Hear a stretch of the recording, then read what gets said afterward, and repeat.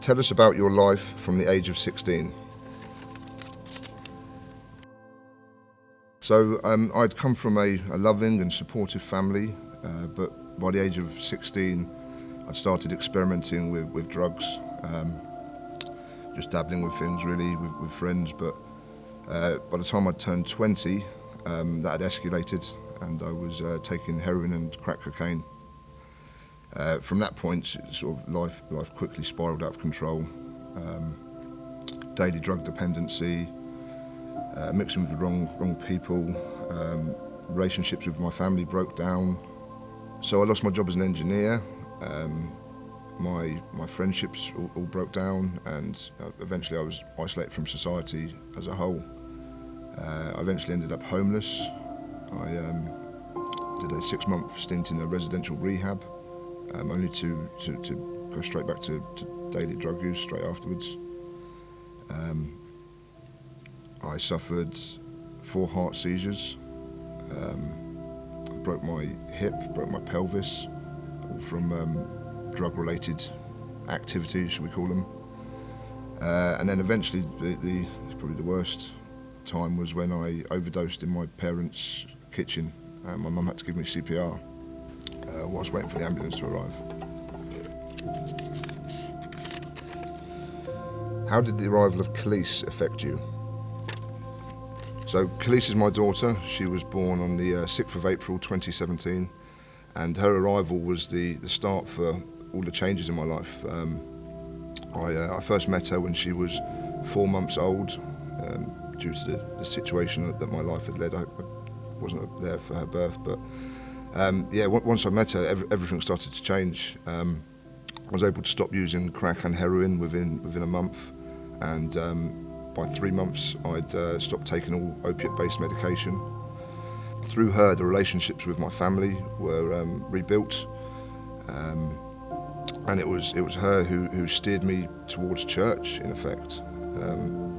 I moved back to Windsor to live with my family, and it was at a church that I started taking her to playgroup.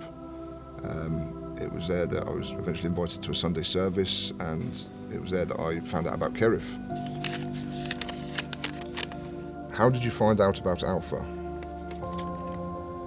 So I first found out about Alpha, or first heard about Alpha, at Kerith, although I didn't realise it was Kerith at the time. I'd been bringing my daughter along to a dad and toddlers group called Who Let the Dads Out. So this was prior to me coming to any church or having any interest in church. So I was coming along here for quite a while actually without even realising that Kerith was a church. And it was eventually when the Windsor site opened or started that I actually took the time to read the sign and saw Kerith Community Church. But anyway, I'd been coming to this dad and toddlers group for a while, and eventually they displayed a message on the screen advertising or talking about Alpha, and it caught my interest. And then I later had a discussion with Leon, who's the site pastor for Windsor, about what Alpha was and what it was all about, and he absolutely encouraged me to go along. So I did, so I signed up for Alpha. I went there with the intention to ask some tough questions, and most of them questions were answered. I found that I left Alpha with a good foundation to start finding out more and to start investigating some more. And I was able to leave there and begin my own research. And a good thing for me was the realisation that there was other people with similar questions and in a similar situation to me, and that had the same queries or questions or doubts.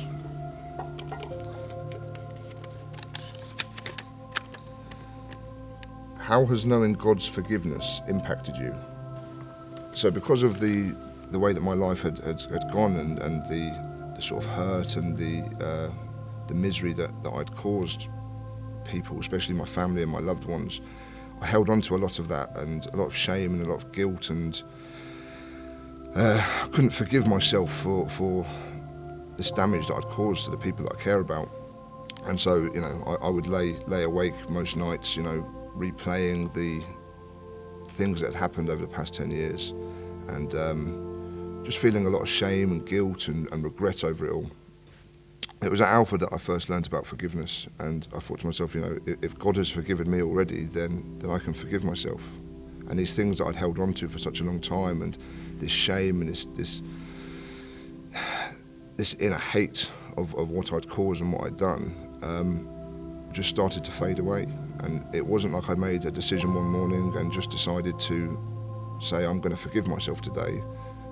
It was over a period of time, and I just realised recently that actually I don't hold on to these things anymore. They're gone.